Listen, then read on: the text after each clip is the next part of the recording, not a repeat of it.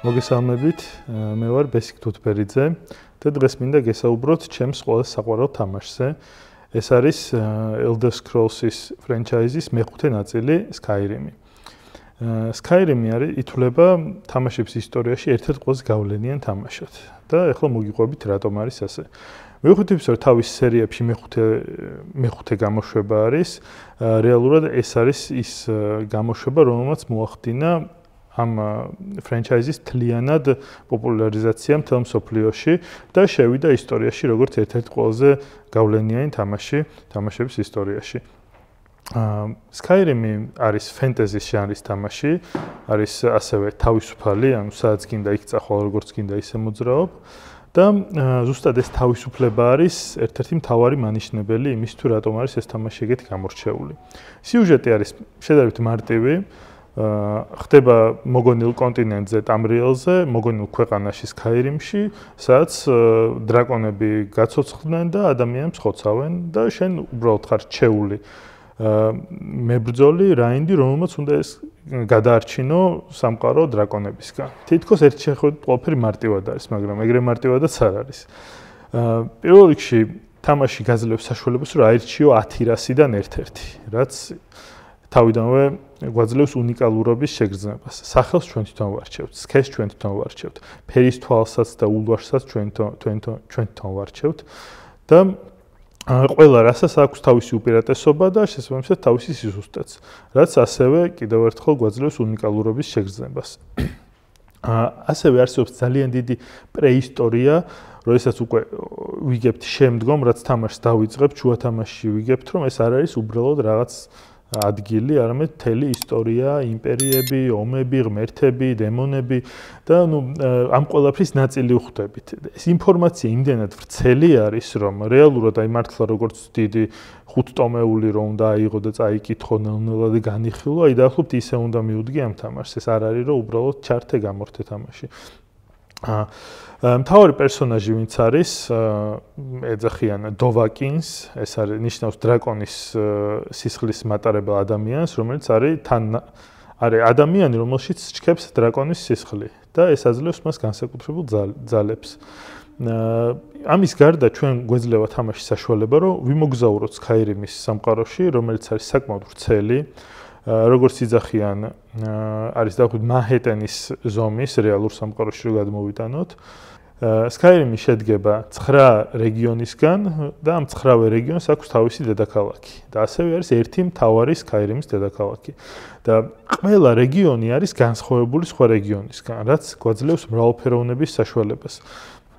ცხოვრობს ამ სამყაროში ასევე სხვა რასის წარმომადგენელი ხალხი, სხვა ტიპის ურჩხულები, სხვა ცხოველები და ეს ყველაფერი ერთად ესე ცალკე აღებული შეიძლება ისეთი განსაკუთრებული და ახალი და ინოვაციური არ არის თამაშებში, მაგრამ 2011 წლისთვის ეს ყველაფერი ერთად გაერთიანებული იყო ძალიან ინოვაციური რაღაც, იმიტომ რომ თლიანობაში ერთად ქმნიდა იმის შეგრძნებას, რომ მართლა ცხოვრობ ისეთ სამყაროში, რომლის ნაწილიც ხარ და რომელსაც აი ჩვეულებრივ მოგინდება რომ მიხვიდე თუნდაც იმაში დუქანში და რაღაც საჭმელი მიირთვა, იმიტომ რომ გითხრევს რომ იმათი ნაწილი გახდე. და აი ზუსტად ეს არის რის გამოც Skyrim-ი გახდა ესეთი უნიკალური თამაში, რომ ატმოსფეროს გიქმნის ისეც, რომ ყოველ ჯერზე როდესაც ამ თამაშს ჩართავ, შენ გაქვს შეგრძნება თითქოს ბრუნდები სახლში. ეგეთი რაღაცა სხვა არც ერთ თამაშს არ აქვს, მე როგორც ვიცი, იძახიან World of Warcraft მაიცის ესეთი მიჩვევა, მაგრამ World of Warcraft არის ონლაინ თამაში. ონლაინ თამაშებს განსაკუთრებული სხვა ტიპის დამოკიდებულება შეუძლია რომ გამოიწვიოს და ეს არის single player თამაში, ანუ ერთი ადამიანი თამაშობ, მარტო ონლაინში არ თამაშობ, მაგრამ მიუხედავად მაგისა, ცხოვრობ იმ სამყაროში, იმის ნაწილი ხდები. ასევე თამაში გაძლევს საშუალებას, რომ გახდე თუ გინდა რაინდი, გახდე ჯადოქარი, გახდე მკვლელი, ასასინს გულისხმობ, ანუ სიბნელეში მოძრაო, ჩრდილში არ ჩანდე, გახდე ვამპირი, გახდე მაქცია და ანუ რაც თავარია ყველაფერი ეს შეგიძლია გახდე ერთ თამაშზე. არ არის აუცილებელი თამაში წაშალო და თავიდან დაიწყო თამაში. უბრალოდ რაღაცა ეტაპზე შენ თამაში შეგიძლია შეცვალო შენ თამაშის სტილი. თამაში ასევე გაძლევს ძალიან გამორჩეულ განვითარების სისტემას. უმეტეს RPG თამაშებში, ანუ role playing თამაშებში, რა ჟანრშიც Skyrim ჯდება, არის რომ რაღაც გამოცდილებას მიიღებ, შემდეგ ამ გამოცდილებას გამოიყენებ, რომ გააძლიერო გინდა ხმლის ხმერება, გინდა ცხენზე ჭენება, გინდა ჯადოქრობა, აქ სხვანაირად არის. Skyrim-ის შემთხვევაში, რაც გინდა რომ გააძლიერო, ის უნდა გამოიყენო. ანუ რეალური ცხოვრებასავით არის. გინდა რომ უკეთესად ხმარობდე ხმალს, უნდა მეტი იბრძოლო ხმლით. გინდა უკეთესად ხმარობდე მშვილს, უნდა მეტი იბრძოლო მშვილდით. და ხოლმე ამის შემდეგ ეძლევა იმის საშუალება, რომ ეგ კონკრეტული ძალა გააძლიერო. რაც ძალიან საინტერესო არის, იმიტომ რომ ეგრე უნდა იყოს რეალურ ცხოვრებაშიც. ასევე ძალიან მრავალფეროვანი ფლორა და ფაუნა არის Skyrim-ში. არიან მამონტები, არიან გოლიათები, არიან ტროლები. დრაკონებზე აღარ ვლაპარაკობ, ეგ ერთ-ერთი მთავარი ნაწილი არის თამაშის. ასევე გეძლევა საშუალება, რომ ზოგჯერ გააკეთო ისეთი შედარებით ამორალური გადაწყვეტილებები. ეგეც ერთგვარი გამოცდა არის თამაშში, რომ ეს სიტყვაზე გაძარცვა ვიღაცა და წაართვა ყველაფერი, თუ პირიქით დაეხმარო და ის რასაც შემდგომ მოგცემს, ის მიიღო ჯილდოს სახით.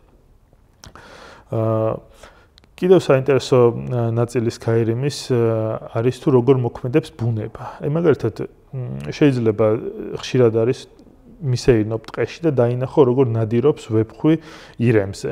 ეგეც ზუსტად ერთ-ერთი ნაწილი არის ხელოვნური ინტელექტის, რაც თამაში არის დახვეწილი, იმისაც რომ მოგცეს საშუალება, რომ შენ ხარ რაღაც ცოცხალ სამყაროში და უბრალოდ ერთიანებში და ნულებში არ იმყოფები. Skyrim-ი 2011 წლის 11 ნოემბერს გამოვიდა, ანუ 11-11-11-ზე. ეს თამაში უკვე 15 წლის არის და მაინც დღემდე ერთ-ერთი ყველაზე აქტუალური თამაში არის.